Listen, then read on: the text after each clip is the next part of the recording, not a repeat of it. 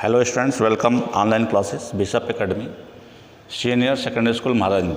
Today I will discuss class 9 physics, chapter 3 gravitation. Students, today I will solve some NCERT question of your lesson.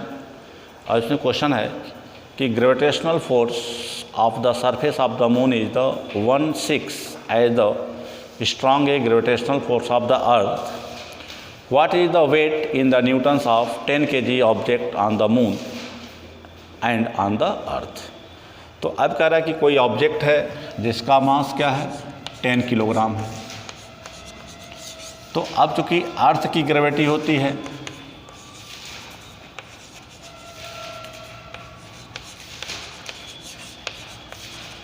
Earth gravity, चूंकि question में कितना दिया है, earth gravity हम लोग लेते हैं कितना 9.6 मीटर पर सेकंड स्क्वायर लेते हैं. तो हो जाएगा weight WEIGHT, weight equal to formula क्या होता है mg होता है. तो यहाँ पे E लिखते हैं, यानी वेट ऑन अर्थ तो 10 इंटू 9.6 इक्वल टू कितना हो गया 96 न्यूटन. यानी उस ऑब्जेक्ट का वेट जो अर्थ पे होगा वह 96 हो जाएगा. लेकिन अब आते हैं तो मून ग्रेविटी दिया है 1/6 ऑफ द अर्थ ग्रेविटी. तो 1/6 इंटू 9.6 करेंगे तो कट जाएगा, तो हो जाएगा 1.66 मीटर पर सेकेंड स्क्वायर.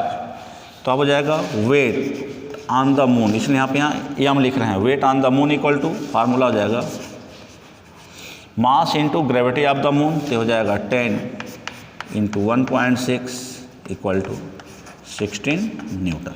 अब देखो यह 16 न्यूटन इसके कंपेयर में क्या है 6 गुना यह बड़ा है ना. इसका मतलब हो गया कि अर्थ की ग्रेविटी मून की ग्रेविटी से 6 गुना होता है, या दूसरे वर्ड में कहें कि मून की ग्रेविटी अर्थ की ग्रेविटी से 1/6 टाइम होता है, यानी 6 गुना कम होता है.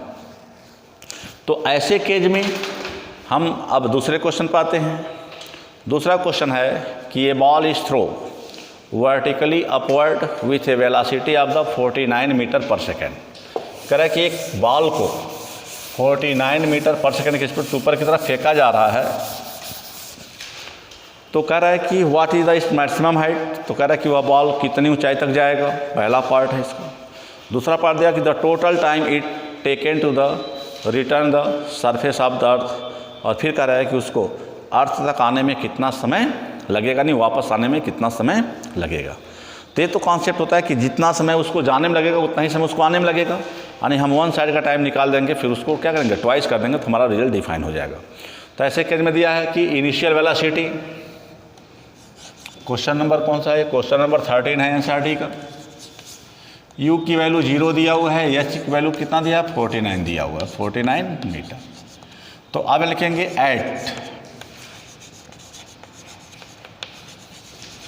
at maximum height H final velocity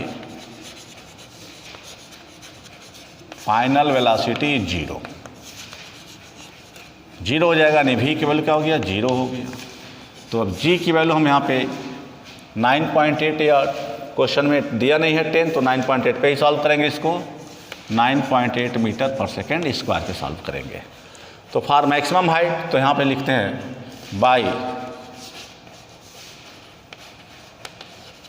bye motion equation third V square equal to U square minus 2GH, क्योंकि फिर ये ऊपर जा रहा है.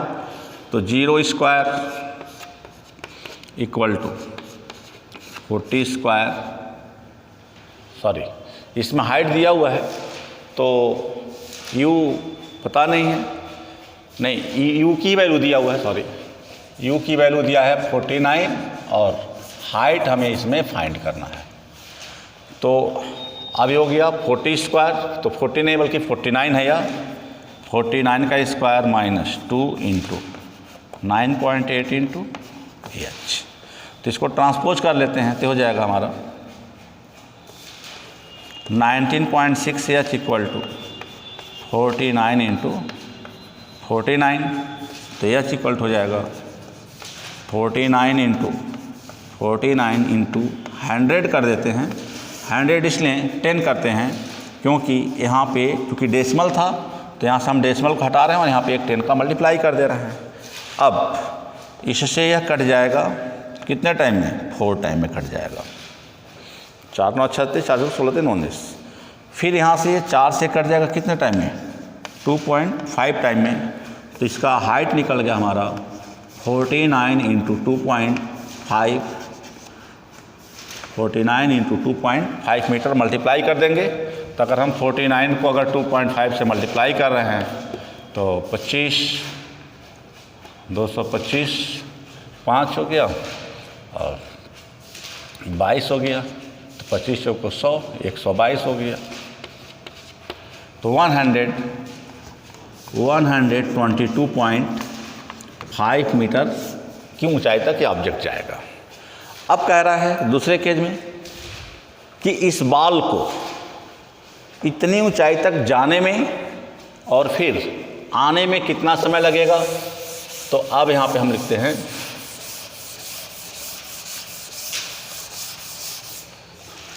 बाई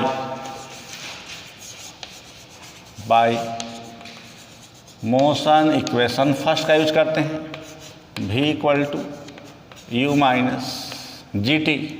तो 0 equal to 49 minus 9.8 into t हो गया। तो इसको ट्रांसपोज करते हैं तो 9.8 टी इक्वल टू 49 हो जाएगा। तो हो जाएगा टी इक्वल टू 49 अपान 9.8 हो जाएगा। तो टी इक्वल टू हो गया 490 अपान 98। इससे 10 बार में कटेगा या 2 बार में कटेगा, इक्वल टू कितना हो गया? 5 सेकेंड। तो हो गया कि वन साइड टाइम तो हो जाएगा टोटल